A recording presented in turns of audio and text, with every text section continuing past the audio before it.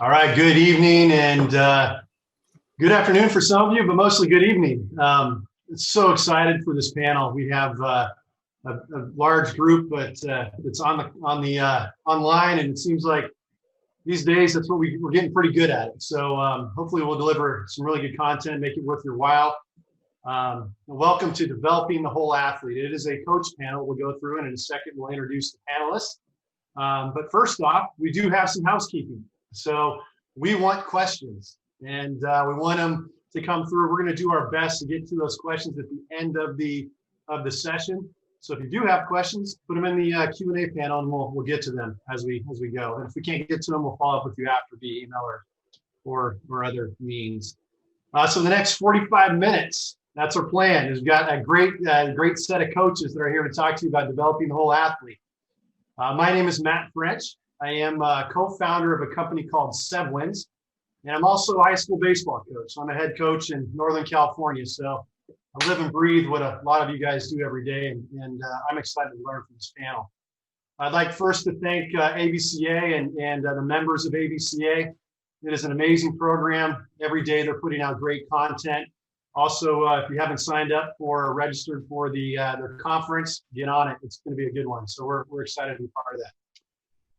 This webinar itself and the coach panel is brought to you by my company, Sevwins. And for those of you that have not heard of Sevwins, we're a new growth mindset app that's built for student athletes and coaches alike. And some of you might know a gentleman named Greg Moore. He is the head coach at St. Mary's College of California. If you do know Greg, you're going to know that he's one of the top minds when it comes to mental skills and just inspiration of athletes. And Sevwins is built on his growth mindset framework that he's been doing for 20 years throughout his coaching career as a Division I coach in college. Throughout that time, he's impacted thousands of lives. And what's really fun to see, it's not only the impact today, but it's also seeing the kids that have gone on that are now living life in the real world. And they're applying these things every day. So the power is immense. Our goal with Sevwins simply to take a paper-based process and automate it and bring it to the masses. So that's for everyone on this call, coaches of youth, all the way up to professional ranks.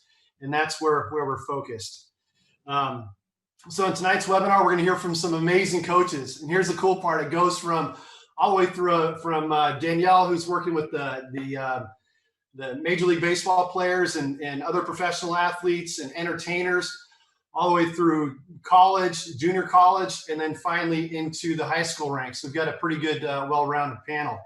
So to do that, let's go ahead and move forward here and introduce the panel.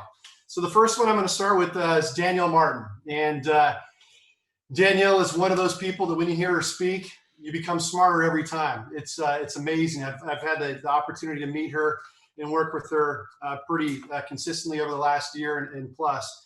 But she's worked with professional athletes, Major League Baseball players, and what she brings to the table is the reason why, and you'll hear this today, why people are attracted to what she can offer and help them grow. So Danielle, you've worked with Major League players all the way down to youth and even into college ranks. Is there anything I missed before you introduce yourself here? No, thank you. I nailed it. All right, good introduction. We also have Brady Kirkpatrick, who's assistant coach at Harvard. So Brady, you want to introduce yourself, maybe talk a little bit about where you came from and what you're up to? Yeah. Thanks, Matt. I want to thank ABCA too for having us on here. Like Matt said, Brady Kirkpatrick. I'm an assistant coach at Harvard University, going on my second year here. Before this, I was at Monmouth University in New Jersey, and then I played at University of Maryland and finished up and started coaching at University of San Diego. So I've kind of been all over the place when it regards to location, but also schools and student athletes that we have in our program is a pretty wide range. Yeah. Very cool. Thanks for coming on and sharing your strategies with us. And Anthony D'Albora, who is with Los Medanos Junior College in Northern California. Anthony? Yeah, Matt, thank you. And like Brady said, really excited about the opportunity to talk and be a part of what should be a lot of fun, a lot of these things that we've been listening to our careers, and now we get a chance to be a part of it on the other side. I've had a pretty interesting experience getting to work at a lot of different levels. I started at Chico State at the Division II level in terms of my coaching career, and then got an opportunity to work with Coach Moore at the University of San Francisco at the Division I level, and really where I kind of got to dive into a lot of this stuff that we're going to talk about tonight before getting to LMC now. And I've been at LMC for about 10 years now, working with junior college athletes. And I think it's this app and what we're talking about tonight is a fun culmination of, understanding that this information is accessible and relatable to everyone. And it's really amazing the kind of things that players and coaches alike can get from this stuff, no matter what level or who or what they're doing. So. Very cool. And I noticed today that you received an award back in 2019 for Coach of the Year too. So awesome stuff, man. Recognized by the area scouts. Pretty cool. Ethan Guevin, who's not only played baseball himself, but was also at Cal for a couple years and now coaching high school. Ethan, you want to introduce yourself? Yeah, sure. Thanks for having me on. I'm the head coach at Davis Senior High School in Davis, California, and previously coached 5 years at the Division I level. I spent 2 years at Cal with Coach Esker, and then 3 years at University of South Carolina Upstate in Spartanburg with Coach Fincher, and also the founder and executive director of Keep Playing Baseball, which is a nonprofit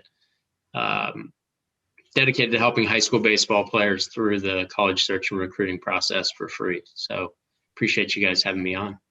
Yeah, if you haven't had a chance to look at keepplayingbaseball.org, excellent resource. It's free, and Ethan's working his tail off to make a difference, which is, I think, what this entire panel is trying to do as well. Danielle, let's start off with you. We're going to jump into the questions. You ready to roll? Yeah, ready. Right. Ready. There's this lot of talk about growth mindset, right, and headspace and mindfulness. But when you hear the word growth or the phrase growth mindset, what does it mean to you, and why is that important? Growth mindset, to me, it really goes back to the student mentality, the student mindset. I think being a martial artist, as you climb the ranks and you get your black belt and you start, you're competing at those levels or whatever, it's always really important that the higher we get, the more often that we go back and remember where we came from. So that foundational type of mindset, and also just keeping your mind open to always growing and always learning. I think a lot of times people reach high levels, or even coaches, sometimes we get in positions where we get fixated and stuck on certain ideals or beliefs or philosophies, and we quit growing. At that point, we limit the growth of kids that are learning below us and around us. And so I think the growth mindset is so truly important. It's important for reasons of connection, learning new and better ways to connect. It's important for leadership, having that student mindset, always being open to learn from someone around you, someone that's just beginning. I know me, I go to the white belt classes and people go, "Why do you come here?" And I said, because I'm looking now through a black belt lens at this technique that I've learned so many times, but I'm seeing it different and I'm seeing different details. So growth mindset to me is just, it's never ending. It's that infinite mindset that's just wide open to learning and to seeing new ways to learn. That's the neat part too, because you look at what ABCA does too. And I mean, you've got several hundred people that are on this webinar, and we're all trying to learn, right? And the best way to learn is from other people that have been doing it. So I love your perspective, because you get to work with the major league players with, obviously, the growth mindset challenges are different than the challenges I deal with high school kids, right? But what do you see are some of the first steps that a coach that's on the call or on this webinar today can take to start helping athletes develop that growth mindset? Because it's not a switch you can turn on overnight, but what can they do to help kind of kickstart it? Well, one of the most important things, I think, and even what I see with major leaguers, is the inability at times to be vulnerable to the growth mindset, being open to saying, "I don't know," and then calling somebody or researching to learn. Being vulnerable takes courage. And that's a choice, that's a decision to flex that courage courage kind of becomes the door that you walk through to being vulnerable. And I find it, with major leaguers, they haven't always had the permission, or they don't feel comfortable enough to be that vulnerable self. And when I've learned and what I've seen with myself and these guys at the top level and athletes at the top level, anybody really that thinks with that alpha 1% mindset, which is a lot of coaches, and I think it's wonderful. But one of those things is the inability to be vulnerable. And I think that if you really can do that for yourself and challenge yourself to be vulnerable, then you're going to be able to connect with these kids, and they're going to really respect you. When you're vulnerable, there's something very compelling about a person, and something that people want to learn from you. They want to come around you. Saying I don't know allows people to trust you. They know you're not being some know-it-all or just projecting your own opinions or your own way onto somebody else. I think being coaches, our own way is what we are sharing. But when we can be open to other ways or saying, I don't know, what fits you, what feels good to you. I think we forget so often that everybody's an individual. One way doesn't work for everybody. So if you have the ability to be vulnerable and you to have the courage to do so, then your level of connection to people is going to be that much richer and that much more believable and that much more compelling. And I think that's when you really start to feel the impact of your coaching, because you start seeing the results and the impact that you have on these kids. They're going to start coming to you. They're going to start communicating better. And it just is this beautiful ripple effect. I find that vulnerability becomes a superpower. And my major leaguers have 100% conveyed that so many times to me. At the end of the season, they'll be like, I'll be like, hey, what was one thing that stuck for you? Just the ability to feel comfortable in my own skin. And I had to be vulnerable to do that. And it took me a lot of courage. It took a lot of courage to be that way. And also, I think I get them coming back to me and trusting me, because I will tell them, if I don't know, believe me, I will tell you I don't know. And I'll call somebody and find out some information for you and call you back. And that's okay. That's neat. Vulnerability is a great kind of lead into the rest of the discussion around, and I'll start with you, Ethan, but what do you think is that single trait when you look around the field that makes on your field at Davis that correlates with an athlete's success, not only in high school, but well beyond in college and afterlife? What do you see? Yeah, I don't know if it's a single trait, but I think a player who maintains a process-oriented approach and they really put themselves in a good position to have success and then become the best version of themselves. And what I mean by that is, a player who places more value on the quality of their work and their preparation that's done leading into the results, rather than kind of fixating or attaching themselves to the results themselves. So in our program, this really starts with a player putting their energy, their focus into the things that they have control over. So we talk about, controlling the controllables, which I know is a popular term in the baseball community. And we use that to remind our guys that, hey, you're in charge of your preparation, you're in charge of your behavior, your choices, your effort, and your attitude. And the process and the preparation, those are a constant work in progress, and they can always be improved no matter how successful you are.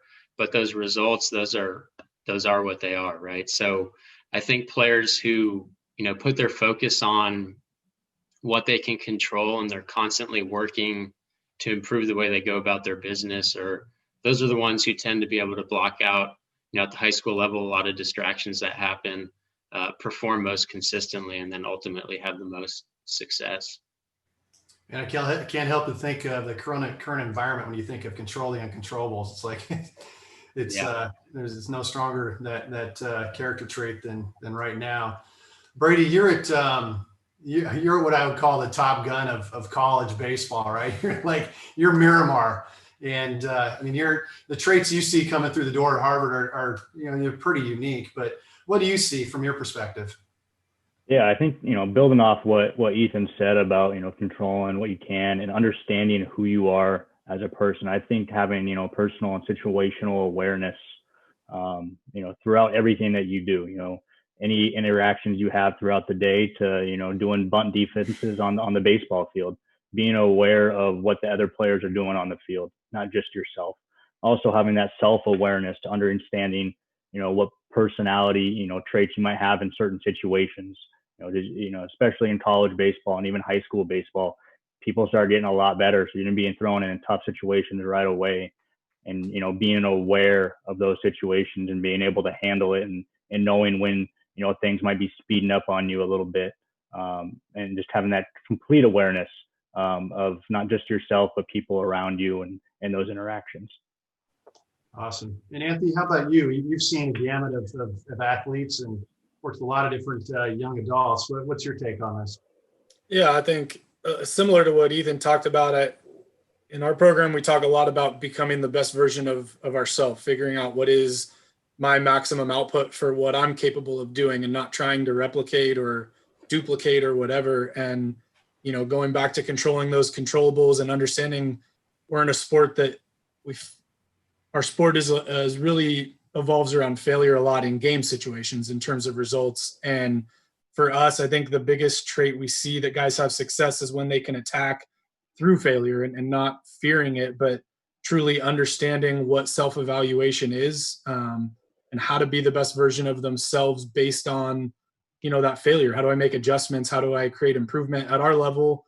And I think really at every level that we're talking about collegiately and even at the high school level, the goal is that we're not done. We're going to keep playing. We're going to keep progressing. We're trying to progress in our careers.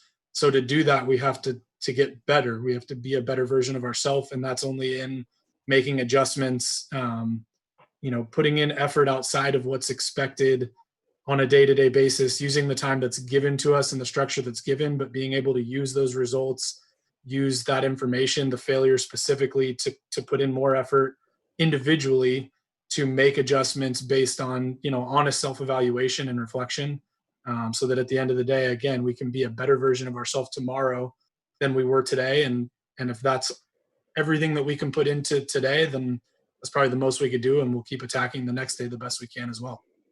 And you've talked a lot about dedicating time in the mental game, but you look at colleges where we've got lots of restrictions in the time commitment or time that we can be out with the athletes. But how do you do this? Like, what are some practical applications that you can share with the audience that you're doing today that's helping grow that mindset and helping increase these traits so they become part of their core?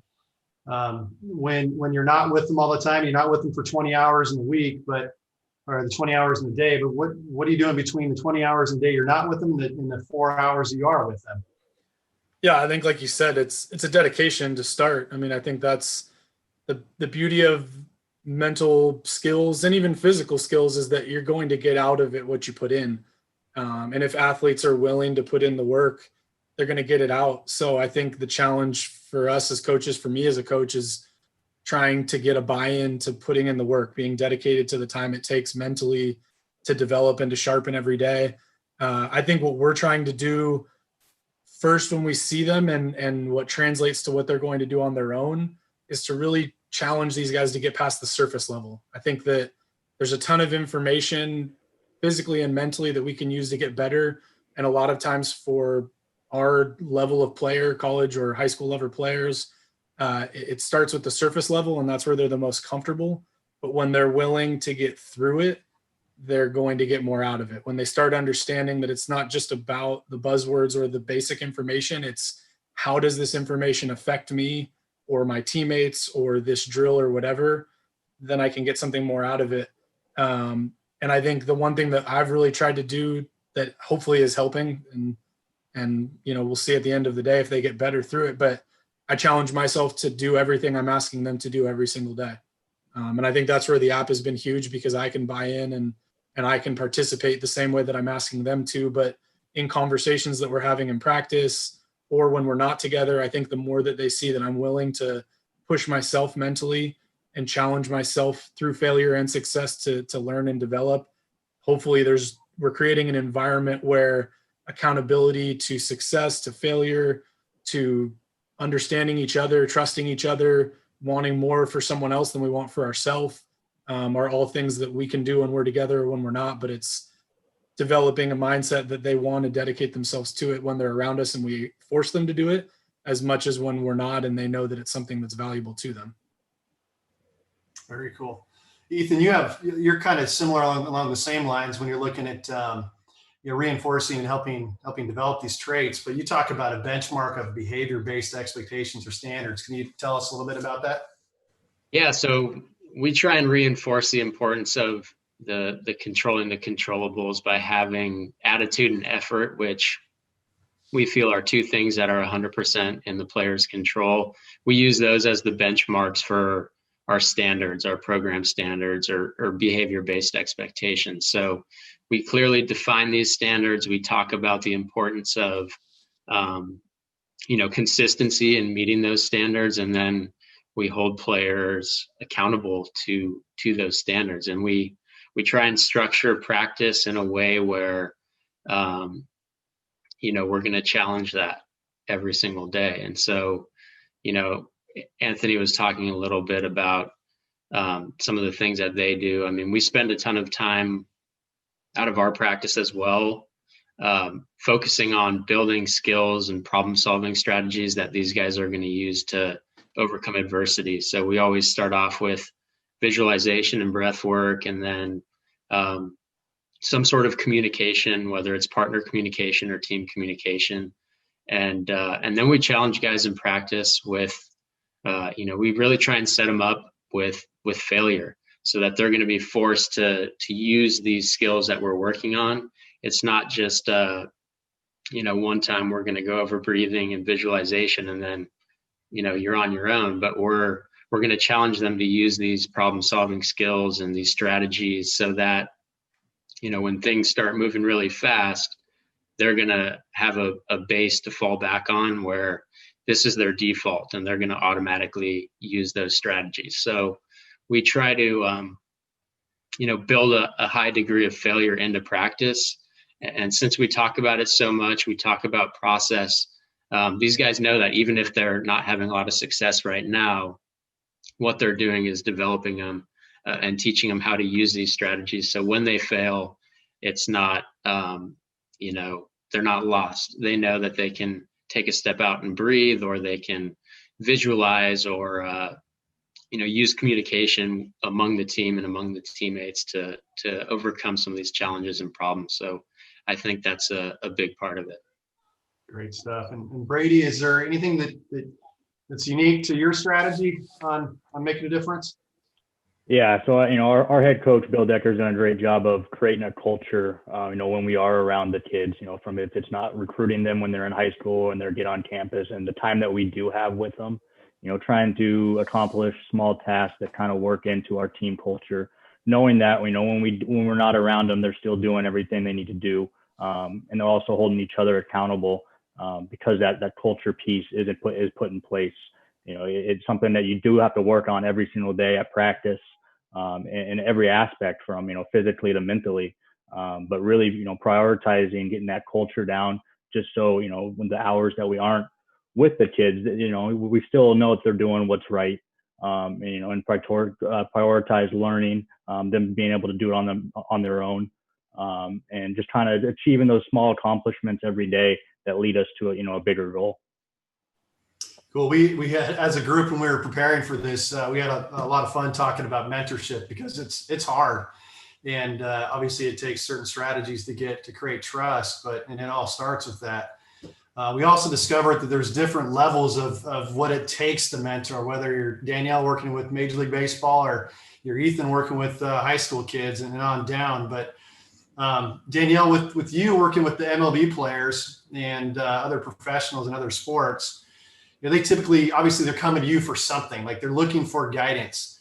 Are there things that you see? Are there barriers that you come up, even though they're seeking guidance? Like, what are those barriers that you run up with to be able to connect with them?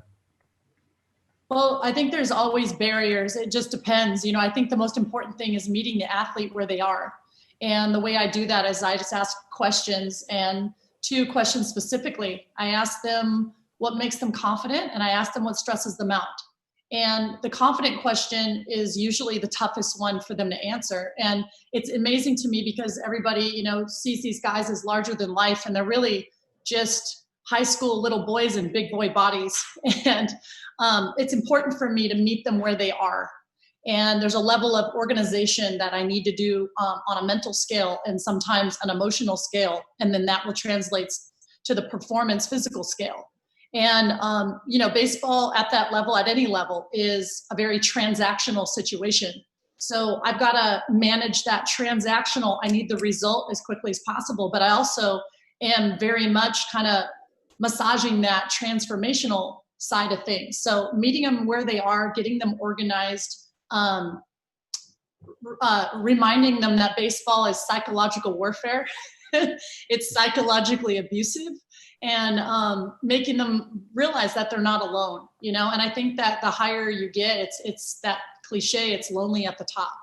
And so it's important for me to get in quick, connect with them quick, meet them where they are.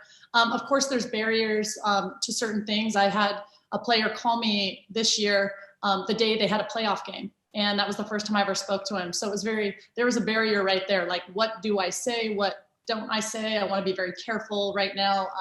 It was just a very interesting call. And then you have players that are at the very top of their game carrying a team, and they're dealing with different things that they're dealing with off the field, but they're directly affecting them on the field. There's injuries, there's family issues, there's the situation this year, posing 60 games with hall monitors. They had no freedom. They had strange people walking around them everywhere in the stadium, listening to every conversation. They felt that they had no privacy. They felt that they were being babysat and held in this kind of bubble. They call it a bubble during the playoffs, but this was really going on at different factors all year long. And it was incredibly distracting. So yeah, there's all kinds of barriers. My job is to meet them where they are, connect with them immediately, get them organized mentally, emotionally, physically, so that they can go and do their job to the best of their ability. The better the people, the better the athlete, and that's just what I aim to do. I love how you started the whole thing with, I asked 2 questions, because a big part of that is just, you gotta listen, you gotta understand, you gotta know. And that's before you can even start to change things. But Coach, I'm sorry, you can't project your own confidences and your own anything onto someone else and expect it to land and work for them. And I think we make that mistake a lot, is saying something and thinking because you said it or talked about the word confidence or talked about these things. Words have so much meaning and carry so much clout. I think that what I hear from the major leaguers more than anything throughout their college careers, if they went to college or high school, when I ask them, and I do ask a lot of these questions, is nobody ever gave me the how-to. And I feel like all the words and all the ideas and everything that we're talking about, I feel like if it's not actionable and I can't turn it into a tool for my guy, for him to go out and use in these moments that we're talking about, moments of failure, our reaction, our failure routines. What does failure mean to you? How was a great way of looking at it? What are these things? I think talking about it is one thing, but then translating it to an actionable tool has been why my athletes have such steep improvement curves, and it usually takes on pretty immediately. When you give them that, it's like candy, it's like sugar. They become addicted to the solution because they know the solution is not just an idea, it's an actual actionable tool. It's the idea translated to the how-to. And I feel like with young kids, the high school kids too, when I've talked to them and asked questions, what don't you understand about that? What's this? Dig in a little bit. What makes you confident? Some of the major leaguers have flat out started crying when I asked them, what makes you confident? Not what's the Wikipedia version, but what makes you confident? They're like, oh my gosh, I didn't even realize. The stress me out, the list is long. The confident list, it hurts. It hurts when they've got to turn and face themselves like that. And I don't know, I just think that the how-to actionable tool is really like what wins at the end of the day, is when we can take all the things that everybody here is talking about and show me what that looks like on the field. Show me in the heat of the moment what that looks like. What does that mean? Yeah, and I think the coaches, you guys are dealing with other stuff, right? During our prep call, you talked about some of the barriers were compliance and just the lack of time and number of athletes you have on a team. So how do you coach productive behavior when you're not with your athletes?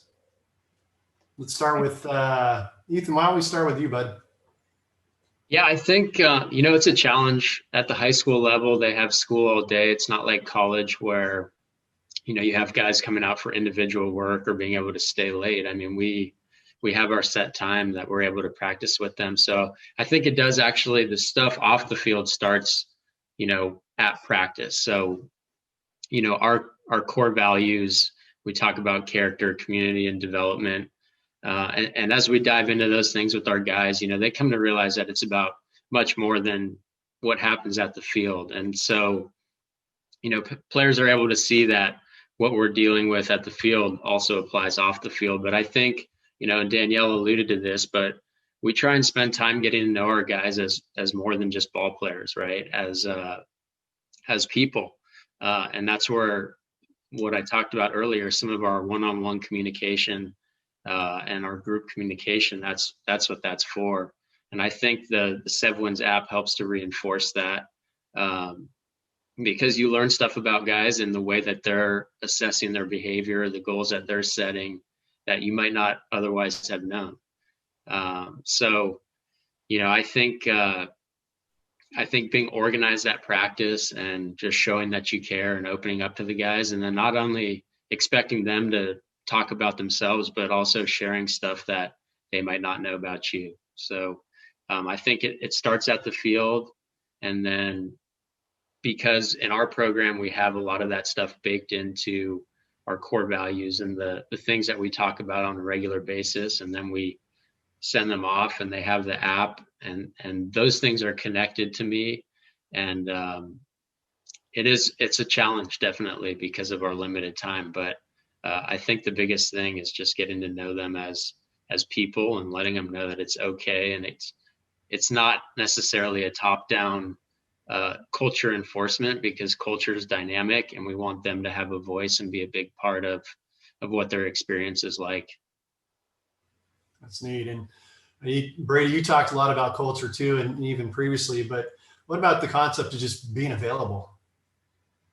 Yeah, just being available, and Danielle touched on being vulnerable with them too. And I think before you can really, create trust or create a relationship, you have to have all those things in place. And that starts with communication. It also starts with, the easiest way to coach productive behavior is bring in, players that have productive behavior, players that can fit into, what you're doing. And I think that's the good thing about college baseball, and the easy thing about college baseball is we can choose to bring kids in for various reasons, if they fit certain benchmarks for us. But the big one is, the certain amount of time that we can be on a field with the guys is limited. Certain amount of time right now that we can Zoom with guys is limited. So when they do need something, if it's for school, if it's for baseball, if it's family, is being available for them, and knowing that the relationship that you built throughout the whole process, they can trust and they can come to you, and they know that you'll be straight with them, and you'll give them, an answer to that, they might not want to hear, but they hear that you think is the right at that time, for whatever way it goes. And a lot of that comes with, being able to be organized with them too, and set them on a straight plan. So I think just, between the communication, being available, really goes into creating that culture. It kind of all ties it together. And Anthony, your answer is a little bit different. It was more based on kind of the personality and the ego part of it, right? Can you elaborate on that? And I think you also talked a little bit about how do I continue to break past that cool guy mentality or that service level area? Yeah, I mean, like when Danielle's talking about digging in and, the reactions when you're talking about asking guys to discuss the things that make them confident, I think that's the time constraints and all that stuff is for sure a barrier for us. But what we've seen a lot of is guys come in with this shield in front of them that's kind of been placed by social media or expectations from other people, or they have the answers before they've really done any of the work to know what the answers are, or they're afraid to really talk about it because it's tough. It's, it's not surface level, it's deep information. But that's the challenge for us. And I stole this from Coach Moore a little bit, but the goal by the end of the semester is we want to have great conversations with everything we talk about, whether we're talking about the dinner that we made, or for some of them, maybe their moms made for them the night before, or the adjustments we're trying to make as hitters to find a way to be successful in an 0-2 count, or to battle from a 3-0 count on the mound and win an at bat in the 7th inning of a tie game with a runner at second, whatever, right? But when I can talk about failure or success, when I can talk about myself, things that make me confident or things that scare me a little bit, when I can ask a question to a coach or hopefully eventually to a teammate that breaks past that surface level right away, is when we can really, the barriers don't prevent us from getting better anymore. When guys, as coaches, we have so many guys that come up to us all the time and say, how'd my swing look? Or, he comes off the mound after walking a couple guys in that inning and says, something didn't feel right, or did you see anything today? And it's like, well, yeah, I saw things today because I have two eyes, but what does that mean? It doesn't mean anything. If you want to get better, you've got to be willing to have some information to use to get better with. If we can get past that surface level and our own ego, because the question is usually just based on, I don't want to admit what I think went wrong. I'm hoping that maybe you saw something that wasn't as bad and we can start there. But if I come to you or a teammate, hopefully eventually before a coach, and say, hey, this felt and probably looked terrible, like it happened, I think, because this, what are you seeing? What are you thinking about it? Now we can get somewhere. When they're really willing to dig in, we get somewhere very quickly. And that's when we can break through that barrier. That's when it starts to get really fun. That's neat. And you talked a lot about the creating meaningful conversations, and that's kind of your goal of the fall. And that's primarily why Sevwins was created, is to help provide athletes with more direction around their goal setting and around their assessing their mental skills and developing awareness, but also being able to reflect on their experiences. I think part of the power of Sevwins you guys are seeing is that coaches get to see all that information in a very crisp way, so we can start to drive those conversations. But how is being able to see the athlete's mindset changing what you're already doing, or helping you do what you're already doing today, or helping you do things you weren't able to do before? And that's for you, Anthony. Yeah, I think, it's the process is so much more simple for us now with the app. I was trying to do a lot of the things that the app was doing before, but I was doing all of it myself. So again, when we're talking about wanting to have great conversations or breaking through the surface level, if we have, let's say 45 guys at the start of the fall, and I'm trying to send out texts to every single person in the program to get this information, by the time I get my text sent out just asking for the information, I've already spent probably more than the amount of time I have on that thing in that area. But now I've also got to get their responses and try to understand it, and then try to come up with something to help them build from it.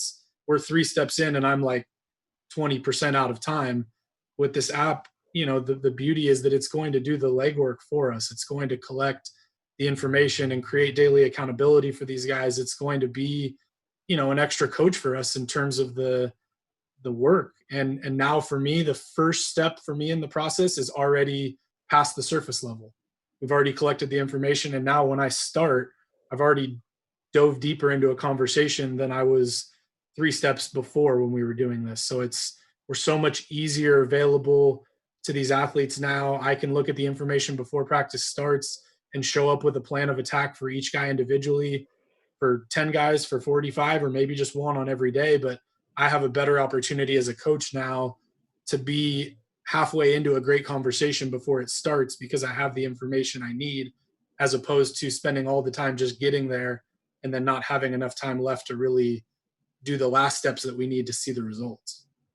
Right. And Brady, how about you? How is the ability to see the goals, the goal journals and reflection journals, how has that changed? How you're working with these athletes and helping you? Yeah, I mean, I think it's a little different not having all of our athletes on the field right now, but definitely the interactions with them, like Anthony was talking about, more of like a streamlined process to get to everything, rather than going, A, B, C. Now you can go A to C, and skip that middle step of everything and understanding them. And also for us too, it's a great way to be aware of, what might be going on in their life and how they react to it on the field. Everybody's going to react differently. They both might, hit some of the same benchmarks throughout the app, but they might, act completely differently when they're on the field. So having that understanding of kind of what player you're getting a certain day, and knowing why, that player is acting like that on a certain day. I think that's big for, a reflection piece for coaches, and that really helps us understand their mindset just a little bit more. in addition to kind of asking them, hey, what are you thinking? We can kind of get a two-tier process to, what they're thinking and, maybe what they were thinking before practice or what they were thinking after practice. And yeah, Ethan, you talked a lot about weaving it in practice too. So how do you take those goals and things are doing the other 20 hours and apply it to practice?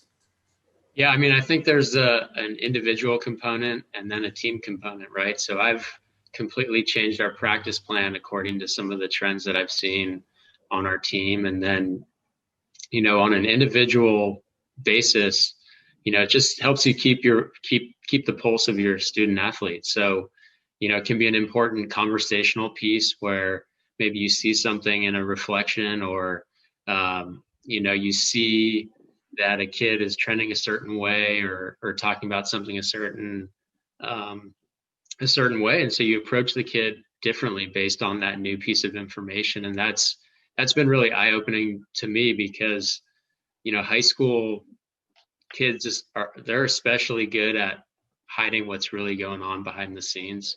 They're good at putting up this front, and they just have so much going on in their life that, if I can get just one small piece of information, some insight, that's going to allow me to coach each individual kid better, but also collectively as a group, right? If our communication's way down for a day or two, maybe it's something that we put into the beginning of practice and make sure we focus on that. So I think it's really just both from an individual standpoint and a team standpoint. It really helps you better understand the pulse of your team. And like Anthony was saying, it streamlines the process for you. So it takes a lot of the time out. And for those of you that aren't familiar with Sevwins, at the core of it's really based on a 7-day cadence. And you've got what we call 9 growth reps that occur throughout the week. And at the end of the day, we're really just trying to create intentional habits. And Danielle, I just love your perspective when you're working with the MLB players, because it is the 1%, right? You're dealing with the 1% of the 1%. And what do you see are the most important intentional habits, and why? One of the biggest things, one of my really top players, I feel like him coming to me at the end of the season and me asking him again, like, what landed for you the most? He said intent or intention, and really setting his intention on what he was doing. And that really helped him compete with what was right in front of him at all times, no matter what he was doing. I think this person had a propensity to not be able to turn the game off when he was with family, wife, friends, whatever. He was constantly obsessing about watching video, and enough was never enough. Too much was never enough. Nothing was never enough. And he wasn't as happy as he could be as a person. He wasn't enjoying his life off the field as much. And I think that when we talked about intent and having intention, and what does that mean? What does that look like from your routine to the field, off the field? It really helped him organize in terms of, and really trim the fat off of all the extra stuff he was doing, because there was really no reason why he was doing extra amounts of this and not enough of this. And then also just being able to enjoy the people he was around at the time he was around, being more intense. Setting an intention made him much more intense of a player. It made him much more focused without trying to be focused. It made him more aggressive without trying to be aggressive. He became more intentional with the time when he set his intention on this next 2 hours is going to be for this. He was enjoying his family more, and hearing that, that's life-changing. And so intention, and I've heard this several times from other players. Once the season goes through, it really shows and reflects not just in the season when they're getting results, but really when they're getting the results from the inside out. What their experience is in terms of really relaxing and shutting the game off during the off season and being able to rest. Intention has come up, I think, number one, setting intent, how to do it. And there's so many layers of it. I think that when he first understood that, he's like, I feel like I'm just scratching the surface. And it's just been digging and diving, recreating. Another one is that we always say, hey, take advantage of XYZ. During the quarantine, when the ball players got shut down, originally we didn't know how long it would be. Nobody did. But I started kind of, kind of digging a little bit at him. Like, so what if during a season, I said, if you had 2 months to do something and really work on your game, what would it be? Let's really break down details. And he was like, I don't really know. I don't know. I said, well, you got to take advantage of this time. But the advantage that we need to take advantage of isn't always right in front of us. So being able to create the advantage. And so setting that intention on just that. It was setting intent everywhere we could, setting intention in the details as well, and not just leaving it up to happen to us, or just because we put ourselves in the batting cage, it was like, okay, well, I'm just going to hit. I'm going to hit this many reps. It was like very, very intentional. And I think that's made these players not only fall in love with baseball over again, but really love themselves more. They have more self-worth. They feel more worthy around other people, believe it or not. They feel better at being family members. And that's raising their standard. That's raising their own value as a person from the inside out. Because how they leave people feeling, I tell them, you guys can be great, you can have big numbers, but how you leave people feeling is really a testament to your greatness. And so that intention has really opened up their mind to all the places that they can give intention, set intention, be the intention. Why am I doing this? And so just the details of that, I've learned so much diving into those layers with them and having their feedback, especially at that level. You know, not everybody, all the guys in the MLB, I say, are 1%ers, but you have the guys within that community, they're still the bottom 2/3, and then the 1%ers rise. So my guys are like, I want to be the 1% of the 1%. And those are the ones that I typically have come to me and that I will work with, and that will give this feedback and dive into the work. Even when they're scared to death, they dive into it. And it's really amazing. The things I get to learn and see that I get to take down to the college level, that I get to take down to the high school level and share with coaches and players alike. It's been tremendous. I'm humbled by it. And it's made me like really set my intentions and times and places I go. It's helped me be a better person in terms of focus, in terms of compassion. Talk about, Brady, you talked about situational awareness earlier. That's a huge one, but without intention, these guys are moving so fast and whatever, they forget to roll their window down when they're pulling into the parking lot and say hi to the parking attendant.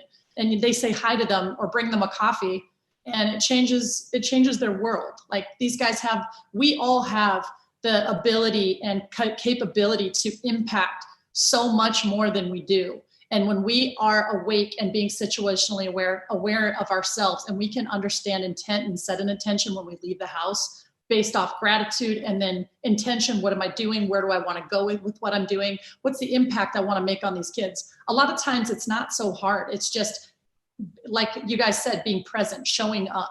And intention is by far been the biggest one.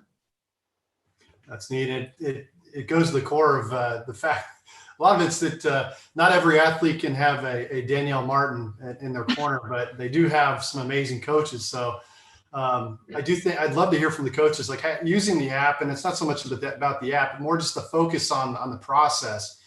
How has it changed your relationships with your athletes and your players? And that's for anybody that wants to take it. Yeah, I mean, for us, I think we see it right away in the development when they're with us. But what I'm really starting to notice is as guys move on and they get older and they start to grow up, we see it on the back end. We talk a lot, the retraining Give that they're doing every week in the app, and Give being the one that you see when they leave. Right now, I've got this nice little mustache on my face, and we do it every Movember in our group.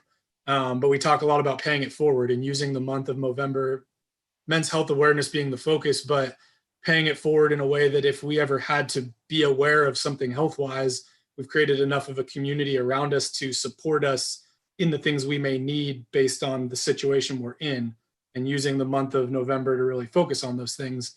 And I think what we've seen from the app and from the process that we're putting these guys in is that's something they're going to take with them, not just when they're with us, not at practice, not for 2 years with us, 4 years in high school, 4 years in college, but forever. And now, I got texts a couple weeks ago from alums with nasty mustaches, or maybe 6 or 7 hairs for some of them, but whatever they got going on November 1st, it's where they're at. And it wasn't just, here's my face. It's, hey, let's pay it forward this month, coach, and let's have a good time doing it. And I think that's where, to me, that's the end result of this app, is you see it 5 and 10 years from now, just as much as we're seeing it 5 and 10 minutes from now. And Ethan, you have a pretty cool story about carrying lunch and water. Can you take us through kind of what you've seen when an athlete evolve and they learn to develop those intentional habits?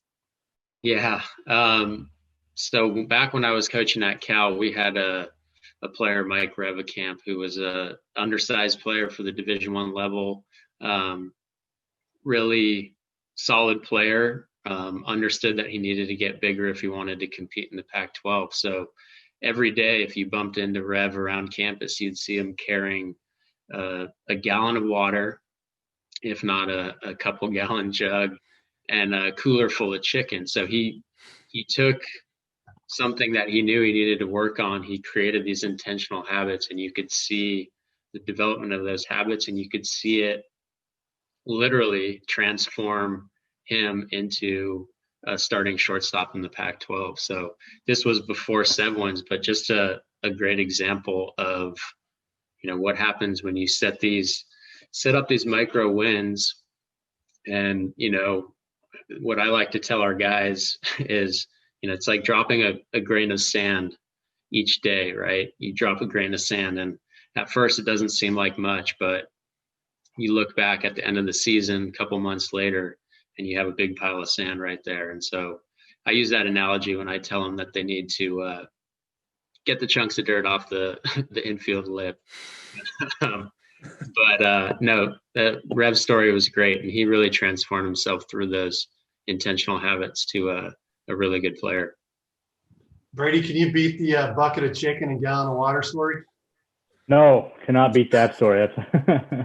That's a good one. But no, for our guys too, is just the personal. I think the personal growth is different for each one of our guys. From the responses that I initially saw on there, some were really long when they would talk about what they'd be given for that week, and then as we went more on, it was a lot more precise and detailed. It was, you can see their growth from that aspect, going from a long-winded to really precise and detailed. And then other guys are the opposite. They weren't maybe not buying in too much to adding a little bit more thought into it.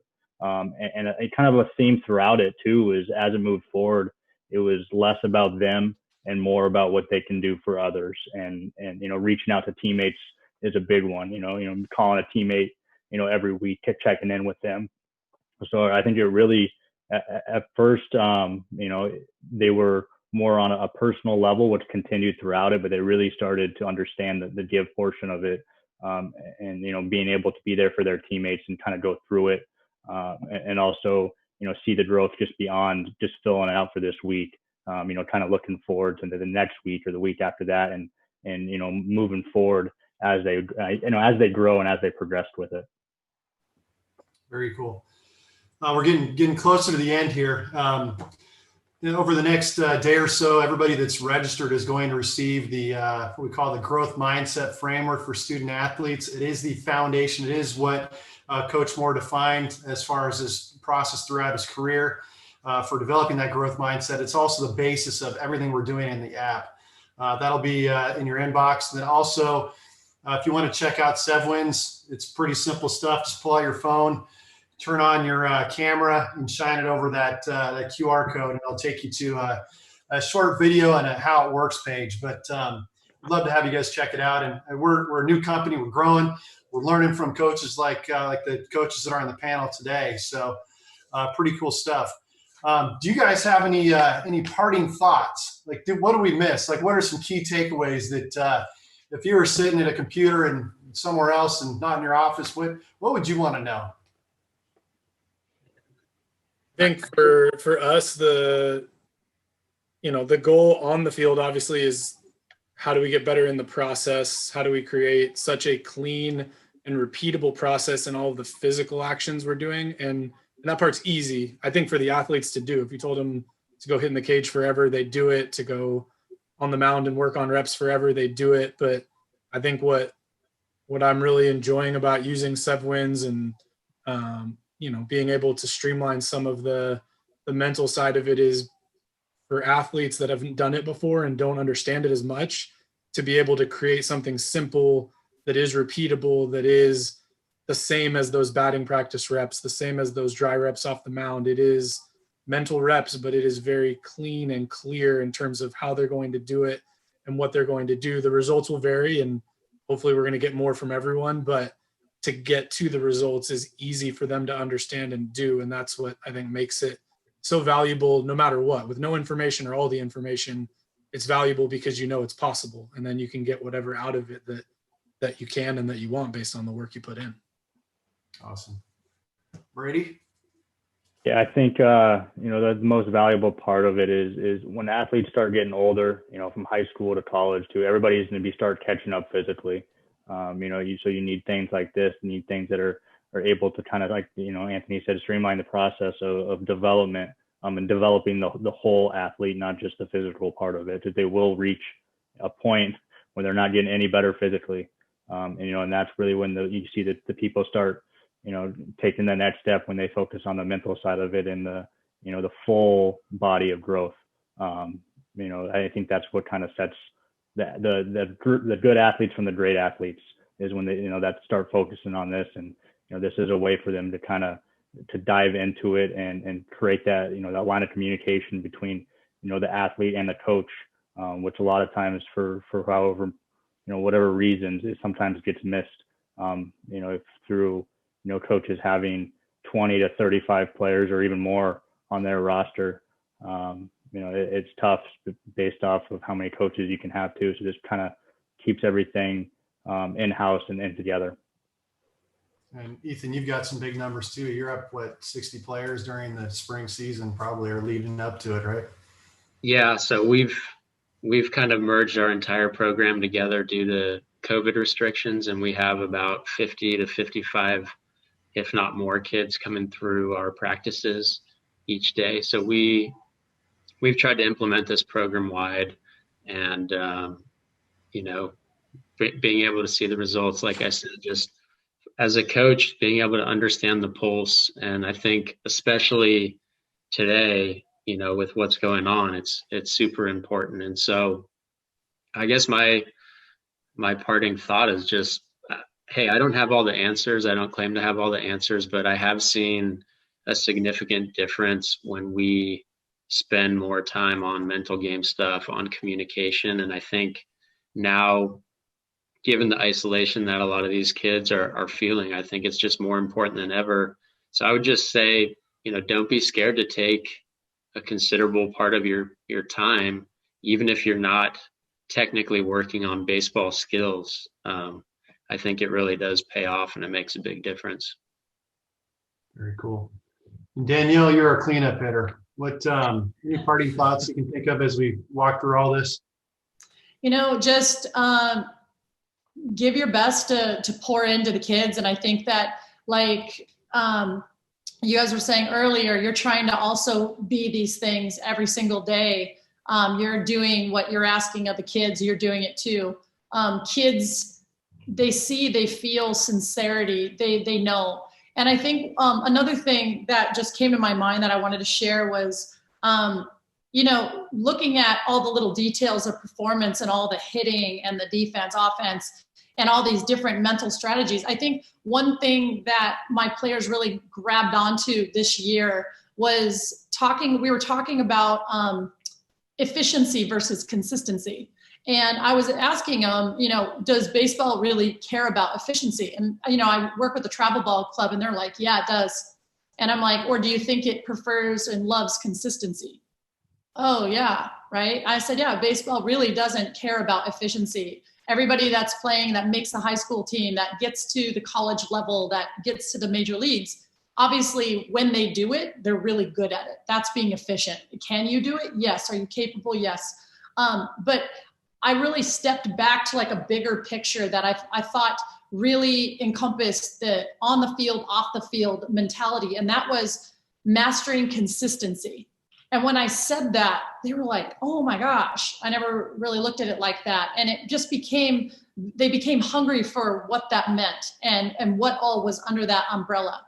So pouring into them these things, a lot of these kids aren't going to maybe play at the college level. Kids that are at the college level aren't all going to be, drafted or able to go to that major league level. But mastering consistency in anything and everything we do is just such a gift that we can give ourselves. And I think the Sevwins app is great for that too, because it does have these consistent markers. It's checking in with you consistent. It's giving you those middle of the day check-in reports. So it's kind of establishing a path for consistency. But when you can share that with the kids and, you know, the bigger boys too, they really love that. That meant something to them. And it meant something to me as I kind of looked at everything. And I started looking at, what is baseball, what does this game just eat up? What does it pay the biggest money for? What does it give the most opportunity for? And it was consistent, because we're always looking at results, and you don't want these kids and players playing to a result, because then they miss the process. And some of you guys have talked about the gratification of results, and then some of you guys have talked a lot about process. But really, it's a consistent preparation, a consistent mindset, a check-in of, how am I going to go about today's preparation? I can tell when I watch my players when something goes wrong, they've cut a corner in their preparation. And usually I can tell them which one it was, or they can tell me after the game and we check in, or my pitchers, or whatever it is. But executing and mastering consistency, because that can mean so many things, and that's on and off the field. And that's really the whole athlete, the whole person. And that just, to me, was something that they really, I was trying to think of something that they just loved and gravitated to. And that was it. And even the younger kids are just like, oh, I love that. What is that exactly? What are all the things do you think? And they ask these great questions, and it, you know, challenges me too. So it's something I've been really trying to work on in my own life, in terms of my routines and whatnot. But mastering consistency versus efficiency was really interesting. And that's just kind of my leave you with that. And thank you for having me. I appreciate it. No, thank you guys. You guys are awesome. Adam, I'm not able to see the questions. Maybe I can here. Let's see if we can take a look here. Brady, what can high school coaches do better to help you assess an athlete's fit in your organization? I think one is build a relationship with us, you know, kind of have an understanding of what the type of kids that we have in our program. You know, if that's, you know, if you're local, making your way to practice to see, you know, a practice, you know, our coach lets, you know, and encourages high school and travel ball coaches to come hang out on practice and see how we do things. So I think the main thing is just having an understanding of what type of kid we are bringing in, and kind of what fits our mold, and then being realistic with us. And, you know, and for high school coaches, that means you have to get to know your kids, you know, outside the classroom or outside the baseball field. You know, we really try to do our due diligence of finding out everything about the kid from talking to their family.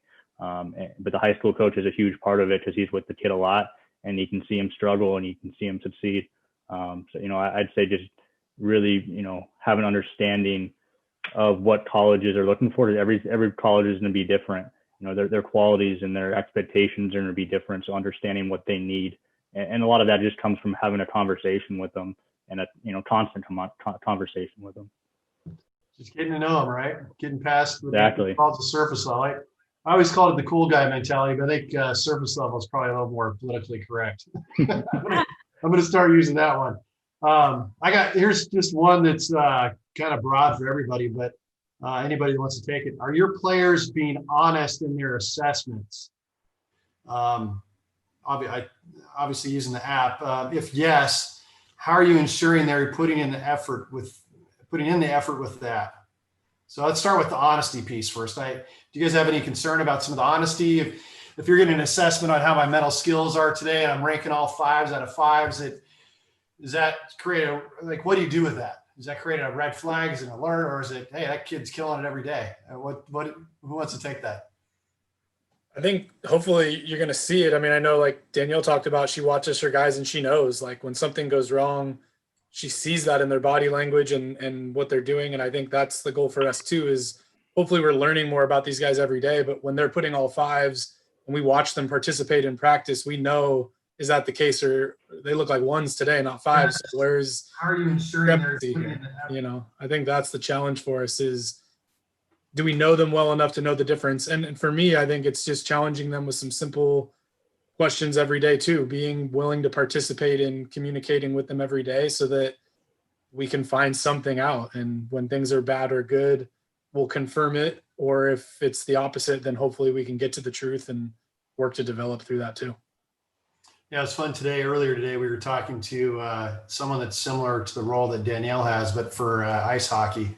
and what they look at with their NHL team players is just the progression of goals. Like how the goals become better over time. Like I think you talked about it too, is are they being more specific? Is it more time bound? Is there less emotion involved around things that are about my successes versus the things that are focused on my challenges, right? And that's something that I thought was interesting.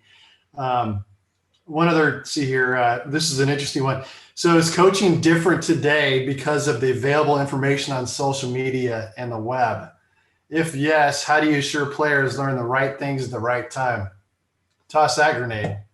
I think it's intuition. I think it comes down to intuition and your connection with your team and knowing the kids and getting that beat of that beat on their energy. Sevwins is great because you can look in on it before and kind of get the kind of the pre-beat. But when you show up to practice, you're going to see what players are showing up with what. And like Anthony said, you start to know your players, you spend that time to communicate and open up that line of communication and connection, and So I think the old school traditional way of paying attention, having social skills, and just lifting your head up from your cell phone. I think kids these days, this generation is disabled of basic social skills because of cell phones. It's so singular and you're just like right here and this is all they're doing. They're missing out on reading body language, all these things. So no, I think it's up to the individual that's coaching, and it's their responsibility and to be accountable to getting that feel and that beat. And it's all intuition. Very cool. And then one more thing was just it's not necessarily a question that came in, but as we wrap it up, obviously it's a tough time for all of us, including the athletes, and it doesn't matter what level you're at. It's rough. And this is for any one of you guys that are going through right now. I know I'm going through it, but how does all this stuff we talked about apply to this environment that we're in, and it's constantly having, like, at least in California, and I'm sure in other places, there's this carrot that's dangling in front of us. We feel like we're almost at, and then it gets pulled away. Like how does all this, and Brady, you guys are going through some stuff at Harvard too with some of the winter sports, but how does all this apply to this environment? I think it keeps a constant, something that, you can, fall back on and rely on. I think this time it can create a lot of bad habits of, what you do, not having to go into work, not having to do certain things, not being forced to do stuff. You have a lot more of self-policing, so you can start developing some bad habits. But it also could be a time where you can start, picking out a few things to really develop on and grow yourself on. It's a great opportunity with all the time that you have to pick one or two things out to accomplish every day. If it's, getting up, at 7 a.m., brushing your teeth, taking a shower and getting ready for the day, even though you just got to sit in front of a computer all day. It's creating those habits and getting into a more of a routine and, having that organization. I think that'll help you, grow as a person. So a lot of people kind of take this situation and see it negatively, but it's also gives you, a lot of time to self-reflect and to grow. And I think, using, the app, it could be something that can be, constant, something that you can do every day, and you can see the results from it. Awesome. Well, I'm going to wrap it up there. You guys are an amazing inspiration to all of us. Thank you for everything you've poured into these kids and into the industry of baseball. ABCA, thank you for everything you're doing for our baseball community as well. And those of you out there, hang in there. Just keep persevering, and we're going to find a way. So thank you so much. And you guys all have a great night and a great rest of your week. Thank you. Thank you. Thank you.